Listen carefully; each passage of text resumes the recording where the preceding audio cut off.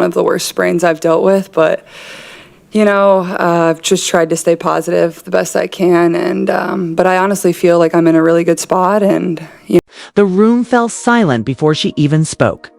Cameras flashed, reporters leaned forward, and all eyes locked on the woman standing behind the podium, WNBA Commissioner Cathy Engelbert. The league's most powerful figure, now cornered by her own words. She promised transparency. She promised accountability. But everyone in that press hall knew what was really coming. A performance, not a confession. Moments earlier, Napheesa Collier's explosive allegations had torn through the league like wildfire, igniting anger, disbelief, and a level of scrutiny Engelbert had never faced before. This wasn't just another press conference.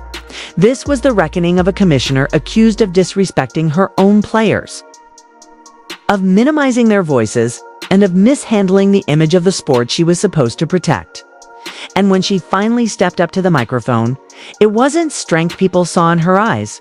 It was survival. She began with a statement that sounded rehearsed to perfection. "First, let me repeat this," she said, voice steady but shallow, clinging to corporate poise. "You saw it in my statement, but I have the utmost respect for Napheesa and for every single player in our league. They are at the center of everything we do." But behind those words was a familiar emptiness, the same scripted empathy fans had grown used to hearing whenever the WNBA faced backlash. She claimed she was disheartened to hear players felt unheard or unappreciated. Yet even as she said it, her expression betrayed something else: irritation, not remorse. Everyone watching could sense it. Engelbert wasn't here to answer questions. She was here to control the fallout. The timing couldn't have been worse. Just before the WNBA Finals, when excitement should have been at its peak, the league was instead drowning in controversy. Napheesa Collier had accused the commissioner of saying something unthinkable during a private conversation that players should be on their knees thanking their lucky stars for the opportunities they'd been given, and that Caitlin Clark, the league's most marketable star, should be grateful for the money and platform she had. Those words struck a nerve in a league built on the idea of equality and empowerment. Hearing its top leader allegedly demean players behind closed doors felt like betrayal. As Engelbert stood there, she looked like someone trying to hold a wall together as it cracked. Her answers weren't answers. They were rehearsed deflections wrapped in public relations polish. "I was disheartened," she repeated, "and we have to do better." But the more she spoke, the clearer it became that "do better" was just another placeholder phrase, one that carried no action, no ownership, no accountability. The players weren't asking for pity. They were asking for honesty. And instead of giving it, Engelbert offered empathy on autopilot. Then came the moment that changed the tone of the entire room. ESPN's Malika Andrews leaned forward with her microphone and asked the question everyone was waiting for. "Did you, in fact, say that players should be on their knees thanking their lucky stars for the deals you got them?" It was direct, sharp, the kind of question that doesn't allow for spin. And for a split second, Engelbert froze. Her smile faltered. Her polished corporate rhythm broke. The cameras zoomed in, waiting for clarity. But it never came. "I think what's most helpful," Engelbert began, slowly, carefully, "is to focus on, I have been in touch with Napheesa. We've exchanged texts. We're talking next week. There's a lot of inaccuracy out there about what I said or didn't say." It was a non-answer one that said everything by saying nothing. She didn't deny the quote. She didn't confirm it either. She danced around it, cloaking herself in vague phrasing about miscommunication and ongoing dialogue. To the public, that wasn't leadership. It was damage control. Reporters pressed harder. "Did you actually say Caitlin Clark should be grateful for what she makes off the court?" One asked. "Because without this platform, she wouldn't make anything." Again, Engelbert refused to give a straight yes or no. Instead, she shifted gears, talking about the league's growth, TV ratings, and sponsorships, as if reciting statistics could erase an accusation of disrespect. It was the oldest move in the corporate crisis playbook. Distract, deflect, and drown the truth in data. Her tone remained painfully careful. Every word felt screened, sanitized, and stripped of sincerity. When the conversation drifted toward the player experience injuries, officiating, treatment, Engelbert responded like a CEO presenting quarterly results instead of a commissioner leading a locker room. "Our game is bigger, faster, stronger," she said, describing the increased physicality. "We don't want injuries, but we also want competition." The problem wasn't her logic. It was her detachment. She talked like someone observing the league from a glass tower, not living it beside the players who make it possible. Meanwhile, Napheesa Collier's authenticity stood in stark contrast. In her interviews, she wasn't calculating her tone or tiptoeing through PR landmines. She spoke with raw frustration, the kind that comes from years of being dismissed and underestimated. "We go to battle every day for a league that doesn't value us," she had said. "We have the best players in the world, the best fans in the world, but the worst leadership." Her words didn't just sting, they resonated. Fans believed her because she wasn't trying to sound perfect. She was trying to sound honest, and that's what burned Engelbert the most. One spoke from experience. The other spoke from a teleprompter. That difference made everything she said afterward feel hollow. When Engelbert finally tried to reclaim empathy by saying, "I'm a human too. I have a family. I have 2 kids who are devastated by these comments," the reaction was brutal. Viewers weren't buying the pity act. They didn't want to hear about her family. They wanted her to own her words. Instead, she positioned herself as the victim, painting criticism as cruelty rather than consequence. By the time she insisted she was not a quitter, it felt tone-deaf. Nobody was asking her to quit. They were asking her to take responsibility. But in Engelbert's mind, criticism equaled persecution. Her refusal to acknowledge fault turned a manageable controversy into a credibility crisis. Because the moment a leader stops listening, the people they lead stop believing. Outside the press room, social media was exploding. Players, journalists, and fans were already reacting before the conference even ended. Lexi Hull tweeted support for Collier, saying players deserved better. Aja Wilson, Elena Del Dunn, and others chimed in with subtle but sharp posts about accountability. Coaches like Stephanie White, usually diplomatic, echoed their frustration, saying leadership had become disconnected from the league's heartbeat. In real time, Engelbert's authority was dissolving. Her attempt to calm the storm had done the opposite. It exposed how wide the rift had grown between the league's executives and its players. And the more she talked about doing better, the more disconnected she sounded. Reporters looked exhausted. Some stopped taking notes.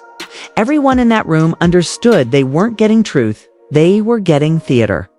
Engelbert's polished circular language might have worked in a corporate boardroom, but not in front of a generation of athletes who've built their careers on authenticity. Everywhere evaluating we support all players. Everywhere focused on the future landed like another dodge. She wasn't extinguishing the fire, she was feeding it with empty words. Behind the scenes, the league's foundation was starting to tremble. The collective bargaining agreement loomed on the horizon. And with player trust evaporating, negotiations threatened to become a battlefield. Engelbert's carefully constructed image as the leader who grew.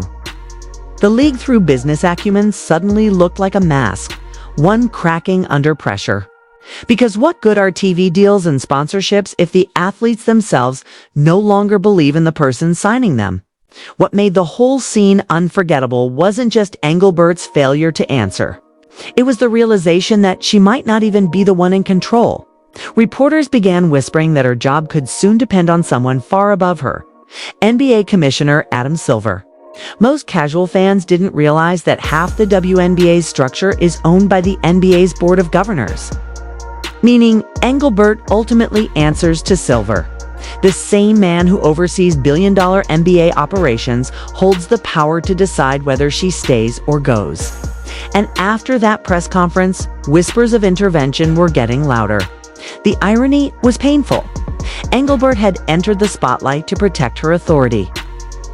But all she managed to do was reveal how fragile it really was. Her every word was dissected, replayed, and criticized across social platforms and sports networks. Commentators like Stephen A. Smith questioned her leadership. Dave Portnoy accused her of hiding behind PR fluff instead of addressing the players' concerns head-on. What was supposed to be a message of control turned into a viral symbol of disconnection. By the end of her address, the verdict was clear. Engelbert wasn't leading anymore. She was managing chaos. Her statements about unity and progress rang hollow in the face of player defiance and public doubt. The woman who once boasted of transforming the WNBA into a stronger brand now stood accused of suffocating its spirit. And while she tried to wrap the press conference with positivity, praising Caitlin Clark as a transformational player and highlighting Indiana's season, it felt like desperation. The applause at the end was polite, not genuine. Applause at the end was polite, not genuine. But then came the breaking point, the moment when silence was no longer an option. When whispers in locker rooms turned into explosive confessions that echoed across every social media timeline.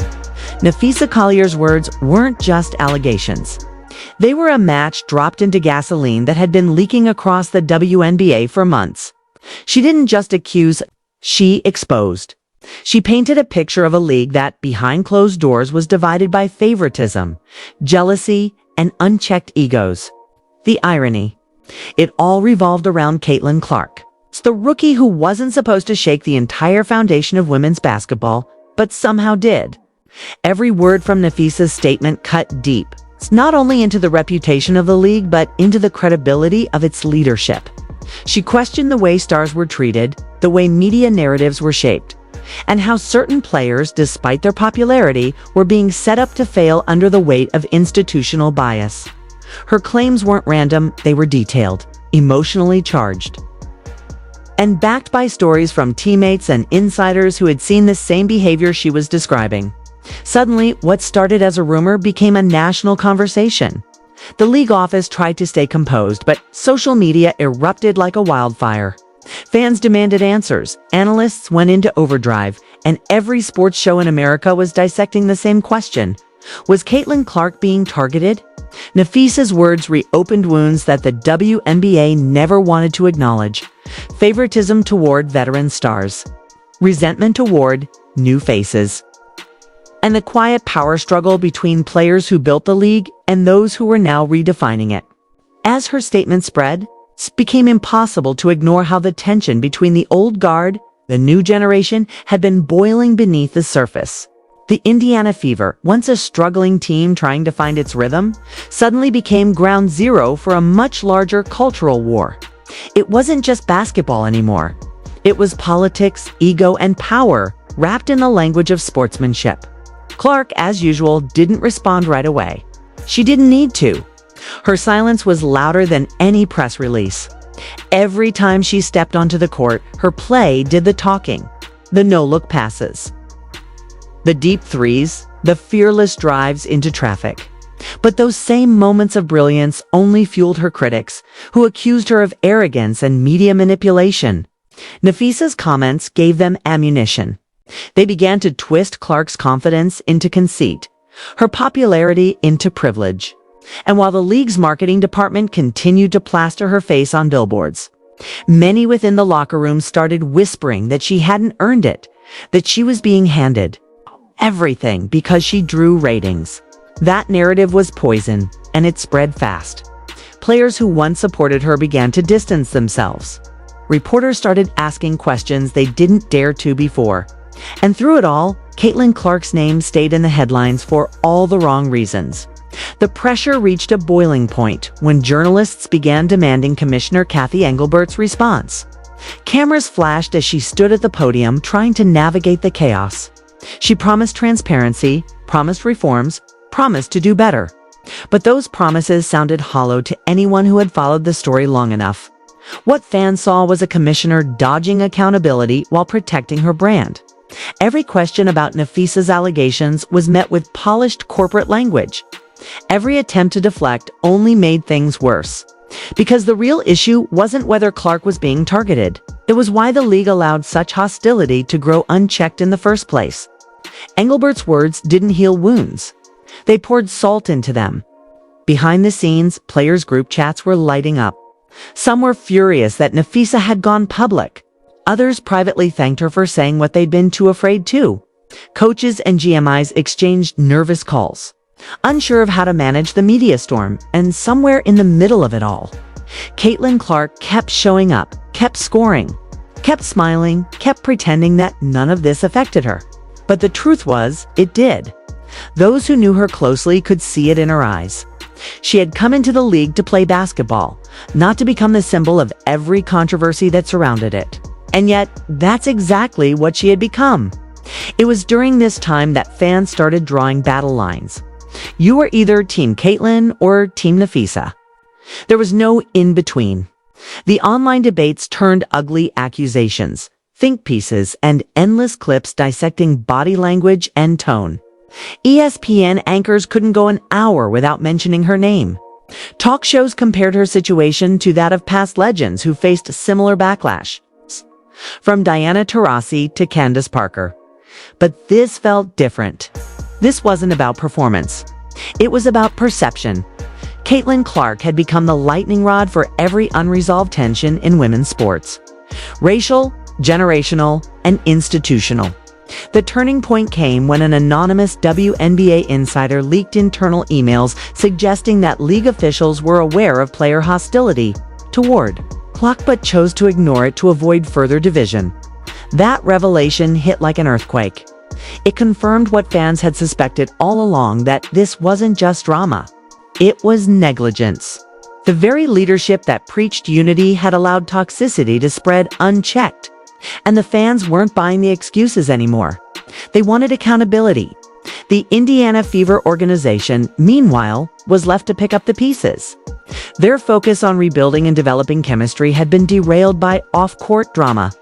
Alia Boston, Kelsey Mitchell, and Lexi Hall were forced into media scrums they never asked for. Having to defend a teammate in controversies she didn't start. But that's what made the Fever's locker room stronger. They had no choice but to rally around each other. That's what made their story resonate with so many people. Because in a league suddenly obsessed with optics, the Fever became the only team playing with raw authenticity. The backlash against Nafisa grew too. Some fans praised her courage, but others accused her of envy, of trying to tear down a young star just because she was dominating attention. The division extended to former players and analysts. Some defended Nafisa's right to speak out, while others condemned her timing and motives. The debate stopped being about basketball altogether and became a referendum on who controlled the narrative of women's sports. But through every headline, every tweet, and every tense press conference, Caitlin Clark's game refused to slow down.